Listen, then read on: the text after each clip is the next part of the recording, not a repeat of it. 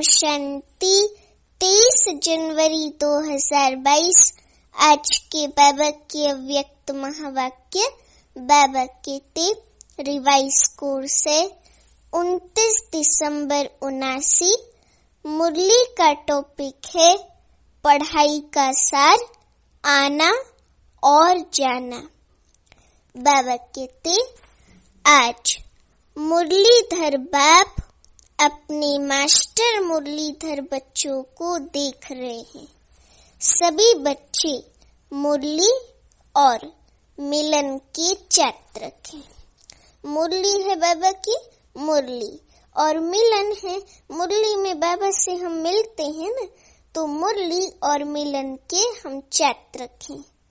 ऐसे छात्रक सिवाय ब्राह्मण आत्माओं के और कोई नहीं हो सकता। ये ज्ञान मुरली और परमात्मा मिलन न्यारा और प्यारा है। दुनिया की अनेक आत्माएं परमात्मा मिलन की प्यासी हैं, इंतजार में हैं, लेकिन आप ब्राह्मण आत्माएं दुनिया के कोने में गुप्त रूप में अपना श्रेष्ठ भाग्य प्राप्त कर रही हो। बाबा कहते कि दुनिया की अनेक आत्माएं परमात्मा मिलन की प्यासी हैं, इंतजार में हैं, लेकिन आप ब्राह्मण आत्माएं दुनिया के कोने में गुप्त रूप में अपना श्रेष्ठ भाग्य प्राप्त कर रही हो, क्योंकि दिव्य बाप को जानने अथवा देखने के लिए दिव्य बुद्धि और दिव्य दृष्टि चाहिए, जो बाप ने आप विशेष आत्माओं को दी है। इसलिए आप ब्राह्मण ही जान सकते और मिलन मना सकते हो। बाबा कितने दुनिया वाले तो पुकारते रहते, एक बूंद के प्यासे हम, और आप क्या कहते हो? हम वर्षे के अधिकारी हैं, हम एक बूंद के भी प्यासे नहीं हैं, हम तो वर्षे के अधिकारी हैं। कितना अंतर। बाबा कितने कहाँ प्यासे, कहाँ प्यासी और कहाँ अधिकारी।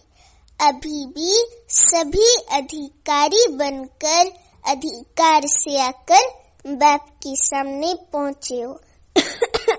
पहुँचे हो ना सभी, पहुँचे हैं। बाबा कितने दिल में ये नशा है कि हम अपने बाप के घर में अथवा अपने घर में आए हैं। हमारा घर कौन सा है? बाबा ने कहा ना, इस दुनिया में हमारी परमानेंट एड्रेस है, वो है मधुबन। जो नव वर्ष पर मुरली चली थी, अभी चली थी ना नव वर्ष पर मुरली, तो उसमें बाबा ने कहा था कि आपकी परमानेंट एड्रेस मधुबन है, आपका परमानेंट घर और एड्रेस स्थूल वतन में। तो बाबा वही कहते कि हम अपने बाप के घर में अथवा अपने घर में आए हैं। ऐसे नहीं कहेंगे कि हम अपने आश्रम में आए हैं, अपने घर में आए हैं, ऐसे समझते हो ना। अधिकार की निशानी है अपनापन। हम अपने बाप के पास आए हैं, अपने परिवार में आए हैं, मेहमान बन कर के नहीं आते, लेकिन बाप आए हैं अपने घर में। बाबा कितने चाहे 4 दिन के लिए आते हैं हो, लेकिन समझते हो मधुबन अपने स्थान पर पहुँचे हैं। तो ये आना और जाना। आप ब्राह्मणों की जो पढ़ाई है वह मुरलीधर की जो मुरली है उसका सार ये 2 शब्द ही हैं, आना और जाना। हम आए हैं इस दुनिया में और अभी हमको जाना है। हम 84 जन्म से आए हुए हैं ना, इस दुनिया में जन्म लेते हैं फिर आते हैं, जन्म लेते हैं जन्म लेते हैं। तो यहाँ हम इस दुनिया में आए हैं, अभी हम बाबा के बच्चे बने हैं, अभी हमको जाना है। तो बाबा कहते कि जो मुरलीधर की मुरली है शिव बाबा की, उसका सार है आना और जाना। याद की यात्रा का क्या अभ्यास करते हो? कर्म योगी का अर्थ ही है मैं अशरीरी आत्मा शरीर के बंधन से कैसी हूँ? न्यारी हूँ। कर्म करने के लिए कर्म में आती हूँ और कर्म समाप्त कर कर्म संबंध से न्यारी हो जाती हूँ। बाबा कहते संबंध में रहते हैं, बंधन में नहीं रहते। तो ये क्या हुआ? कर्म के लिए आना और फिर न्यारा हो जाना। कोई कर्म करो तो आना, कर्म के लिए आना, वाणी में आना, कर्म में आना और फिर न्यारा हो जाना। जैसे कोई सेवा हुई, सेवा करते समय आना, फिर उसके बाद उस सेवा से न्यारे हो जाना। कर्म के बंधनवश कर्म में नहीं आते हो, लेकिन कर्मेंद्रियों को अधीन कर अधिकार से कर्म करने के लिए कर्मयोगी बनते हो। इंद्रियों के कर्म के वशीभूत नहीं हो। कोई भी, बाबा कहते, कोई भी किसी के वश हो जाता तो वश हुई आत्मा मजबूर हो जाती है, और मालिक बनने वाली आत्मा कभी किससे मजबूर नहीं होती, अपने स्वमान में मजबूत होती है। देखो बाबा कह रही हैं कि जो क्या बोलते हैं, किसी न किसी कर्मेंद्रियों की वश हो जाती हैं और इंद्रियों की कर्म की वशीभूत हो जाती हैं, वे मजबूर हैं, है ना। बाबा कहते कि मालिक बनने वाली आत्मा कभी किससे मजबूर नहीं होती। कोई भी किसी के वश हो जाता है तो वश हुई आत्मा मजबूर हो जाती है, और जो मालिक होता है वो कभी वश नहीं होता है ना, वश करने वाला होता है। तो बाबा कहते कि वश नहीं होता है, लेकिन अपने स्वमान में मजबूत हो जाता है ना, हो तो जाता है मजबूत।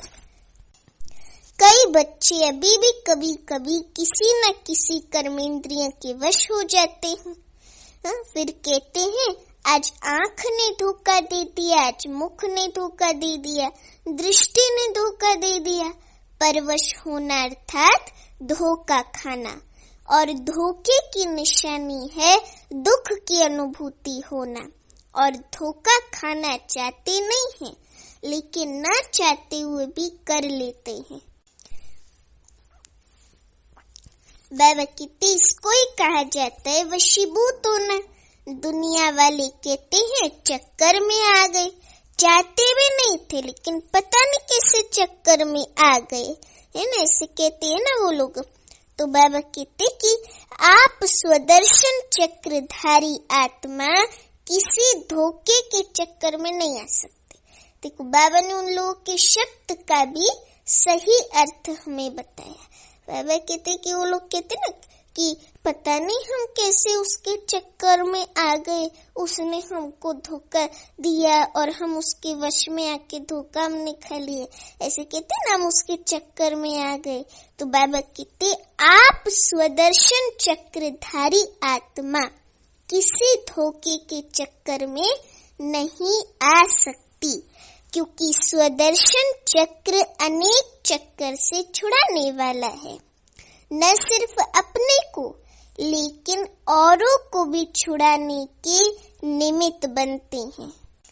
अनेक प्रकार के दुख के चक्करों से बचने के लिए सोचते हैं इस सृष्टि चक्र से निकल जाएं, लेकिन सृष्टि चक्र के अंदर पार्ट बजाते हुए अनेक दुख के चक्करों से मुक्त हो जीवन मुक्त स्थिति को प्राप्त कर सकते हैं। ये कोई नहीं जानता। बाबा हमको कहता कि आप चैलेंज करते हो कि हम आपको जीवन में मुक्ति डबल दिला सकते हैं, जीवन भी हो और मुक्ति भी हो, ऐसी चैलेंज की है ना। नशे से कहते हो कि जीवन मुक्ति आपको और हमारा जन्म सिद्ध अधिकार है। शांति स्तंभ में भी बाबा ने जो महावाक्य बोली थी साकार बाबा ने, हाँ, तो वो लिखे हुए थे स्तंभ में कि जीवन मुक्ति और मुक्ति आप बच्चों का जन्म सिद्ध अधिकार है। और आज स्वयं शिव बाबा ने बोला कि नशे से आप कहते हो कि जीवन मुक्ति आपका और हमारा जन्म सिद्ध अधिकार है, तो स्वदर्शन चक्रधारी अर्थात दुख के चक्करों से मुक्त रहने वाले और मुक्त करने वाले। वहां पर भी बाबा की साकार महावाक्य लिखे थे और आज भी बाबा ने वो महावाक्य बोले हैं। नशे से कहते हो आप कि जीवन मुक्ति आपको और हमारा जन्म सिद्ध अधिकार है, तो स्वदर्शन चक्रधारी अर्थात दुख के चक्करों से मुक्त रहने वाले और मुक्त करने वाले, वशीभूत होने वाले नहीं, लेकिन अधिकारी बन, मालिक बन, सर्व कर्मेंद्रियों से कर्म कराने वाले, धोखा खाने वाले नहीं, लेकिन औरों को भी धोखे से छुड़ाने वाले। यही अभ्यास करते हो ना, कर्म में आना और फिर न्यारा हो जाना। वो ऐसी स्थिति होती है कि कर्म में आवे और फिर कर्म से न्यारे हो जावे। तो याद का अभ्यास क्या रहा? आना और जाना। और पढ़ाई अर्थात ज्ञान का सार क्या है? कर्मातीत बन घर जाना है और फिर राज्य करने का पार्ट बजाने अपने राज्य में आना है। बाबा कहते यही ज्ञान का सार है ना, तो जाना और आना यही ज्ञान और योग है। इसी अभ्यास में दिन रात लगे हुए हो। बुद्धि में घर जाने की और फिर राज्य में आने की खुशी है। जैसे मधुबन अपने घर में आते हो तो कितनी खुशी रहती है। जब से टिकट बुक कराते हो तब से जाना है जाना है, ये बुद्धि में याद रहता है ना। तो जब मधुबन घर की खुशी है तो आत्मा की घर परम धाम जाने की भी खुशी है। बाबा कहते लेकिन खुशी से कौन जाएगा?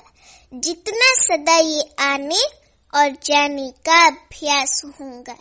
जब चाहो तब अशरीरी स्थिति में स्थित हो जाओ, है ना, और जब चाहो तब कर्मातीत बन जाओ। और बाबा कहते ये अभ्यास बहुत पक्का चाहिए। ऐसे ना हो कि आप अशरीरी बनने चाहे और शरीर का बंधन, कर्म का बंधन, व्यक्तियों का बंधन, वैभवों का बंधन, स्वभाव संस्कारों का बंधन अपनी तरफ आकर्षित करे। बाबा ने कितने बंधन बताए? हाँ, 5 बंधन बताए। बाबा ने कहा कि शरीर का बंधन, एक कर्म का बंधन, फिर व्यक्तियों का बंधन, फिर वैभवों का बंधन और फिर स्वभाव संस्कारों का बंधन। ये 5 बंधन अपनी तरफ आकर्षित ना करें, है ना। स्वभाव संस्कार का बंधन अपनी तरफ आकर्षित करे। कोई भी बंधन अशरीरी बनने नहीं देगा, है ना। ये सारे बंधन अपनी तरफ आकर्षित नहीं करे, क्योंकि कोई भी बंधन अशरीरी बनने नहीं देगा। बाबा कहते जैसे कोई टाइट ड्रेस पहनते हैं तो समय पर सेकंड में उतारने चाहे तो उतार नहीं सकेंगे, खिंचावट होती है क्योंकि शरीर से चिपका हुआ है वो टाइट कपड़ा। हाँ, ऐसी कोई भी बंधन का खिंचाव अपनी तरफ खींचेगा। बाबा कहते से कोई भी बंधन का खिंचाव जो है ना वो अपनी तरफ खींचेगा। बंधन आत्मा को टाइट कर देता है। इसलिए बाप दादा सदैव ये पाठ पढ़ाते हैं, निर्लिप्त अर्थात न्यारे और अति प्यारे। अति प्यारे किसके? देहधारियों के नहीं, बाबा के अति प्यारे बनना। हाँ, और देहधारियों से न्यारे बनना। तो बाप दादा सदैव पाठ पढ़ाते हैं निर्लिप्त अर्थात न्यारे और अति प्यारे। ये बहुत काल का अभ्यास चाहिए। न्यारे और प्यारेपन का बहुत काल का बैलेंस का अभ्यास चाहिए। बाबा कहते ज्ञान सुनना, सुनाना, सेवा करना ये अलग चीज है, लेकिन ये अभ्यास न्यारे और अति प्यारे ये आवश्यक है। पास विद ऑनर बनना है तो इस अभ्यास में पास होना अति आवश्यक है और इसी अभ्यास पर अटेंशन देने में डबल अंडरलाइन करो। ये जो न्यारे और प्यारेपन का बैलेंस का अभ्यास है ना, बाबा कहते कि इसी अभ्यास को करने के लिए डबल अंडरलाइन करो। इसी अभ्यास पर अटेंशन देने में डबल अंडरलाइन करो, सिंगल भी नहीं। तभी डबल लाइट बन कर्मातीत स्थिति को प्राप्त कर डबल तासधारी बनेंगे। ब्राह्मण बने, बाप की वर्षे के अधिकारी बने, गॉडली स्टूडेंट बने, ज्ञानी तो आत्मा बने, विश्व सेवाधारी बने। देखो हमने कितने भाग्य पाए। हाँ? एक तुम ब्राह्मण बने, फिर बाप के वर्षे के अधिकारी बने, उसके बाद गॉडली स्टूडेंट बने, फिर हम ज्ञानी तो आत्मा बने। गॉडली स्टूडेंट बनने के बाद हमने ज्ञान को समझा तो हम ज्ञानी तो आत्मा बने। फिर हम ज्ञानी तो आत्मा बन करके बाबा से ज्ञान धारण करके योग से शक्ति भर करके और बाबा से शक्ति देते हुए मनसा सेवा करते है ना, वाचा सेवा करते, सब करते विश्व सेवाधारी बने। तो बाबा कहते ये भाग्य तो पा लिया, लेकिन अब पास विद ऑनर होने के लिए, कर्मातीत स्थिति के समीप जाने के लिए ब्रह्मा बाप समान न्यारे अशरीरी बनने के अभ्यास पर विशेष अटेंशन। जैसे ब्रह्मा बाप ने साकार जीवन में कर्मातीत होने के पहले न्यारे और प्यारे रहने के अभ्यास का प्रत्यक्ष अनुभव कराया। हमने कईयों के अनुभव सुने हैं जो वरिष्ठ साकार बाबा के साथ रहे कि हम बाबा को कोई भी बात बोलते थे तो बाबा सुनते थे, लेकिन एकदम न्यारे रहते थे। फिर हम उसका उत्तर पूछते थे तो बाबा सुन करके कभी कभी तो बाबा एकदम शांत हो जाते थे, लेकिन कभी कभी बाबा थोड़े शब्दों में बच्चों को संतुष्ट कर देते थे और एकांत में एकदम बाबा के प्यार में लीन रहते थे, एक बाबा के ही प्यारे थे। तो बाबा कहते कि जो भी बच्चे अनुभव सुनाते हो, सुनते हुए प्यारे, बाबा ने कर्मातीत होने के पहले न्यारे और प्यारे रहने का अभ्यास का प्रत्यक्ष अनुभव कराया। जो सभी बच्चे अनुभव सुनाते हो, सुनते हुए प्यारे, कार्य करते हुए न्यारे, बोलते हुए न्यारे रहते थे। सेवा को वह कोई कर्म को छोड़ा नहीं, लेकिन न्यारे हो लास्ट दिन भी बच्चों की सेवा समाप्त की। बाबा कहते न्यारापन हर कर्म में सफलता सहज अनुभव कराता है। न्यारापन क्या कराता है? हर कर्म में सफलता सहज अनुभव कराता है। करके देखो, 1 घंटा किसको समझाने की भी मेहनत करके देखो और उसके अंतर में 15 मिनट में सुनते हुए, बोलते हुए न्यारेपन की स्थिति में स्थित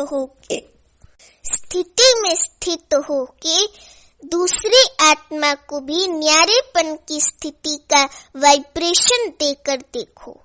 जो 15 मिनट में सफलता होगी, बाबा कहते हुए 1 घंटे में नहीं होगी। जो 15 मिनट में एक्यूरेट सफलता मिलेगी ना, वो 1 घंटे में भी नहीं मिलेगी। यही प्रैक्टिस ब्रह्मा बाप ने करके दिखाई। तो समझा क्या करना है? पहले निमित्त तो टीचर से, फॉलो फादर करेंगे ना। सेवा का विस्तार भल कितना भी बढ़ाओ, लेकिन विस्तार में जाते सार की स्थिति का अभ्यास कम ना हो। सार अर्थात विस्तार को देखते सुनते, लेकिन उसके सार में जाओ, है ना। उससे जो विशेष बात है वो देखो, वो सुनो और औरों को सुनाओ, उस बात के सार में जाओ। विस्तारो, लेकिन सार की विस्तार में जाते सार की स्थिति का अभ्यास कम ना हो। विस्तार में सार भूल ना जाए। खाओ पियो सेवा करो, लेकिन न्यारेपन को बाबा कहते नहीं भूलो। वाणी द्वारा भी कहाँ तक सेवा करेंगे, कितनों की करेंगे। अब तो रूहानी वाइब्रेशन, अशरीरीपन की स्थिति के वाइब्रेशन, न्यारे और प्यारेपन के शक्तिशाली वाइब्रेशन वायुमंडल में फैलाओ। बाबा कहते जो रूहानी वाइब्रेशन, अशरीरीपन की स्थिति के वाइब्रेशन है ना, ये ही सेवा की तीव्र गति का साधन भी यही है। सेवा की तीव्र गति का साधन भी यही है। दूसरों की सेवा करने के पहले स्वयं भी इस विधि में संपन्न होंगे, तब सेवा की सिद्धि को प्राप्त करेंगे। अब वाणी में आना सहज हो गया है और देर से भी करते हो, क्योंकि अभ्यास पक्का हो गया है। ऐसे ये अभ्यास, अशरीरीपन की स्थिति का अभ्यास है ना, न्यारे और प्यारेपन का अभ्यास, ये अभ्यास भी नेचुरल हो जाएगा। इस नेचुरल अभ्यास से ही बाबा कहते की नेचर बदली होगी। चाहे मनुष्य आत्माओं की नेचर, चाहे प्रकृति नेचर। समझा? मुश्किल तो नहीं लगता है ना। मुश्किल क्या लगता है? मुश्किल लगने की तो बात ही नहीं है बाबा। जब आप साथ हो, करावनहार बाबा साथ है, तो फिर बड़ी बात, मुश्किल की बात ही क्या है ना। जिसके साथ बाबा हो तो उसके लिए कोई भी बात मुश्किल नहीं है। तो बाबा कितने बड़े ते बड़े बाप के बच्चे हैं और बड़े ते बड़ी प्राप्ति के अधिकारी हैं, तो उसके लिए कोई बड़ी बात नहीं। अटेंशन रखना तो आता है ना, कि टेंशन रखना आता है। देखो पिछले संडे की मुरली का टॉपिक क्या था? बाबा ने कहा था कि बाप दादा तो कहते हैं कि ब्राह्मण जीवन अर्थात बेफिक्र बादशाह। तो फिर फिक्र क्यों करनी है? टेंशन का हिंदी में मीनिंग क्या है? फिक्र। तो बाबा कहते कि आपको टेंशन रखना तो आता है ना, कि टेंशन रखने आता है। निजी संस्कार अटेंशन के हैं। जब टेंशन रखना आता है तो टेंशन रखना क्या बड़ी बात है? टेंशन रखने में तो आदती हो गए ना। अटेंशन का भी टेंशन नहीं रखो कि कैसे टेंशन रखे। बाबा टेंशन तो रहता ही नहीं है। ये अटेंशन को टेंशन में नहीं बदलना कभी भी। तो बाबा कहते अटेंशन का भी टेंशन नहीं रखो, लेकिन नेचुरल अटेंशन हो। कोई ऐसा भी करते हैं, अटेंशन को टेंशन में बदल देते, लेकिन अटेंशन को अटेंशन रूप में रखो, बदली नहीं करो। ओरिजिनल अभ्यास आत्मा को न्यारी होने का है। न्यारी थी, न्यारी है, फिर न्यारी बनेगी। सिर्फ अटैचमेंट न्यारा नहीं बनने देता। बाबा कहते सिर्फ अटैचमेंट न्यारा बनने नहीं देता है। वैसे आत्मा की ओरिजिनल नेचर शरीर से न्यारे रहने की है, अलग है। क्योंकि बाबा कहते ना आत्मा अशरीरी आई थी, इस देश से अलग आई थी। तो आत्मा की ओरिजिनल नेचर भी है शरीर से न्यारे रहने की, अलग है। शरीर आत्मा नहीं, आत्मा शरीर नहीं। तो बाबा कितने न्यारे हुए ना। सिर्फ 63 जन्मों से अटैचमेंट की आदत पड़ गई है। ओरिजिनल तो ओरिजिनल ही होता है। अच्छा, डबल विदेशी भी बहुत पहुंच गए हैं नया वर्ष मनाने के लिए। मेहमान बन कर के आए हो या बच्चे बन कर आए हो, अपनापन लगता है ना। बाप दादा भी बच्चों को अपने घर में देख हर्षित होते हैं। बच्चे सदैव घर का श्रृंगार होते हैं। देखो बाबा बच्चों को कितना प्यार करता है। बाबा इतने प्यार से बोलता है कि बच्चे घर का श्रृंगार होते हैं। बच्चों से मधुबन सज जाता है, बच्चों से मधुबन सज जाता है। इसलिए बाप दादा अपने घर के श्रृंगार को देख खुश हो रहे हैं।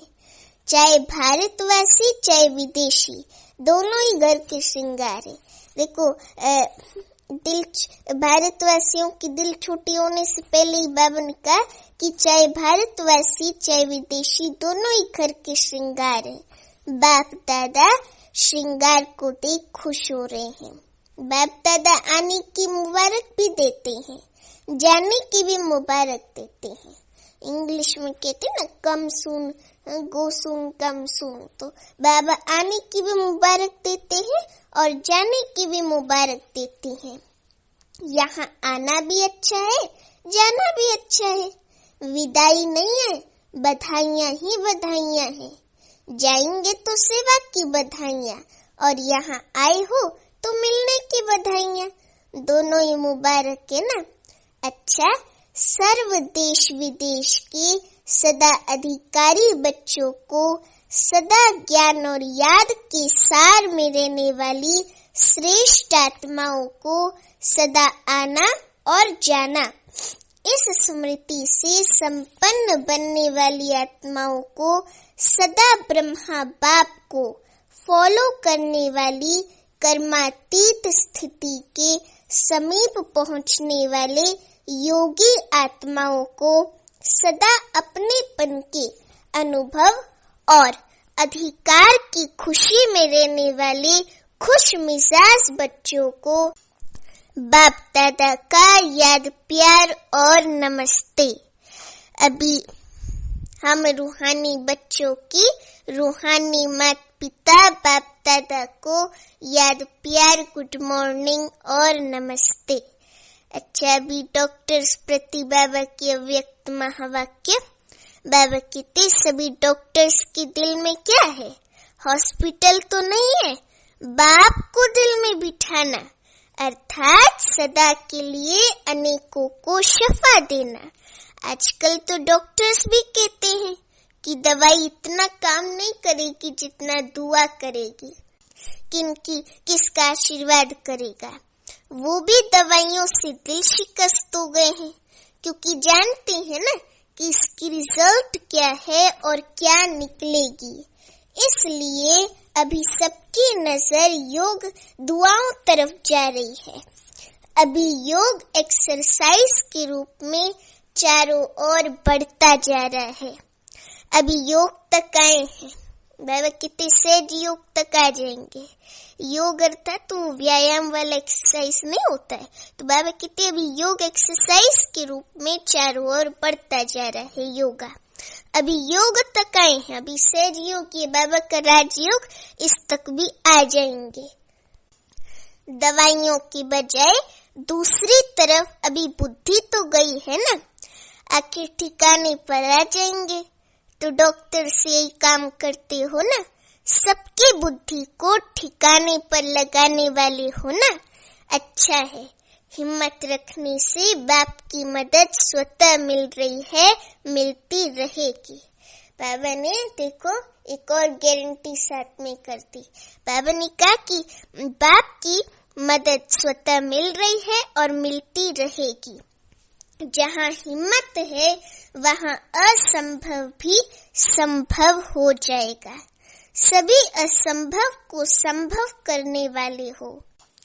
जो दुनिया वाली कहती हैं मन को एकाग्र करना बहुत मुश्किल है, असंभव भी कह देते हैं। और आप क्या कहते हो?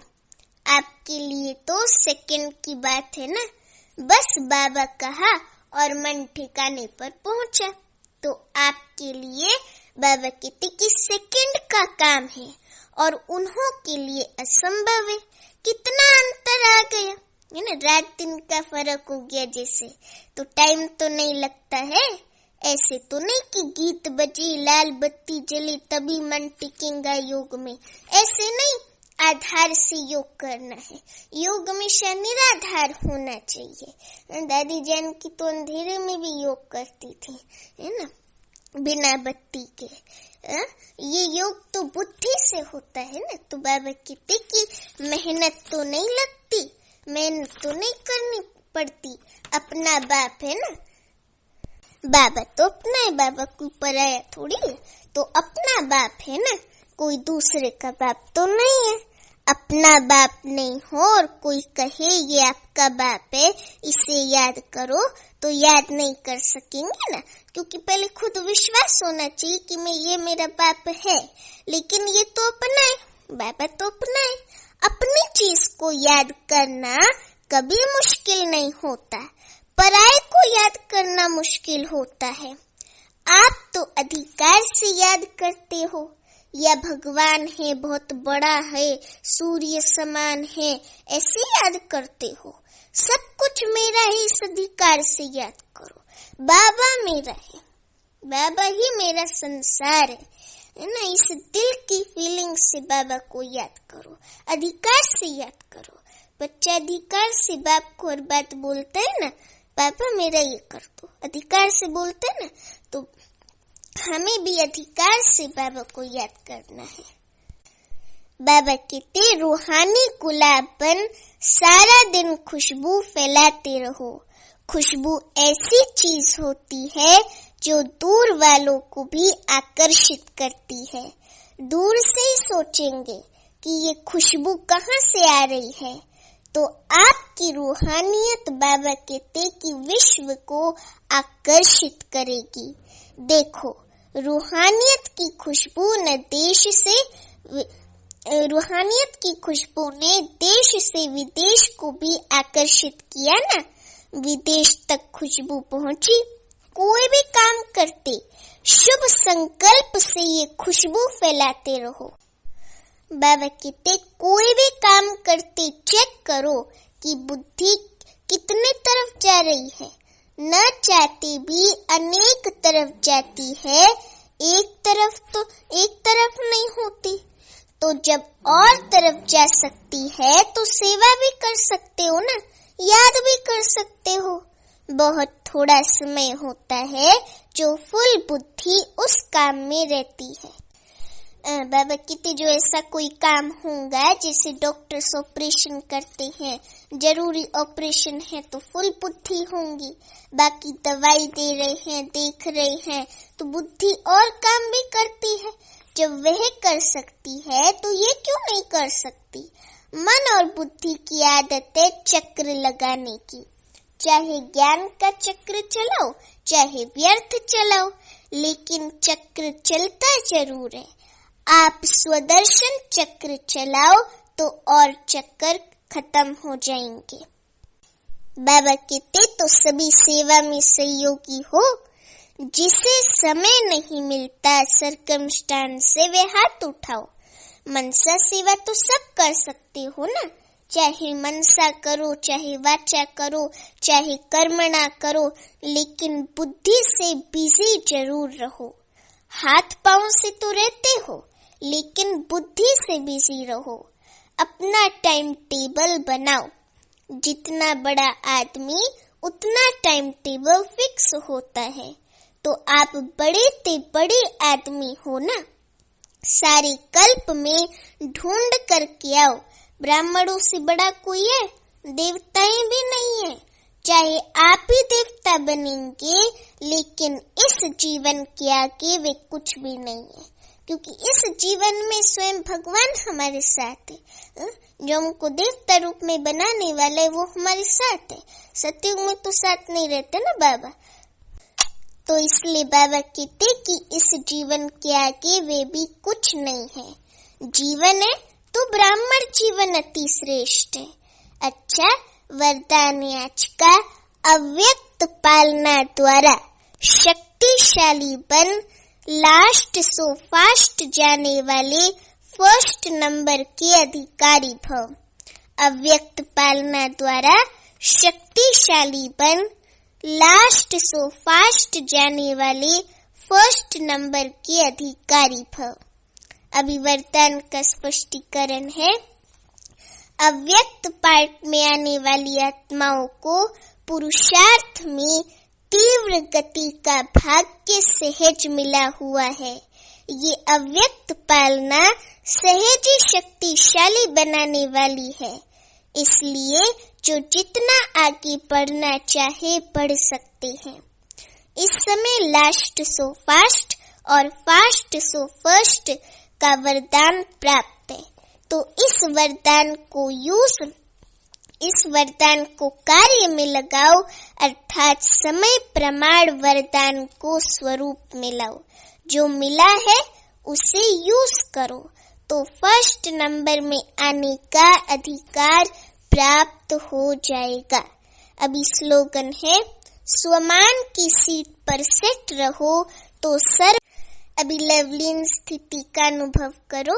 इसके आज की पॉइंट है, बाप से सच्चा प्यार है तो प्यार की निशानी है समान कर्मातीत बनो। कर्मातीत होकर कर्म करो कराओ।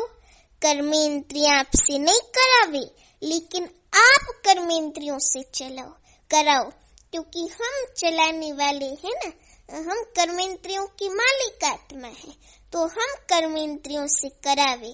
कभी भी मन बुद्धि व संस्कारों के वश होकर कोई भी कर्म नहीं करो। और आज के ये थे बाबा के अव्यक्त महावाक्य, बहुत ही सुंदर महावाक्य थे। बाबा ने हमें स्पष्ट किया कि किस प्रकार से पढ़ाई का सार आना और जाना है। जो मन में स्पष्ट नहीं होती ना बात कि कैसे आना और जाना है, तो वो भी बाबा ने स्पष्ट किया कि न्यारेपन और प्यारेपन के बैलेंस की बात हो रही है। यहाँ जब कोई कर्म हो, सेवा हो, तो कर्म के लिए आना और फिर कर्म कर करके सेवा करके न्यारे हो जाना। तो ये है आना और जाना, आने और जाने का अभ्यास। बाबा कई बार कहते कि आने और जाने का अभ्यास बहुत काल का चाहिए, यही अंतिम जन्म के लिए, अंतिम समय के लिए बहुत जरूरी है।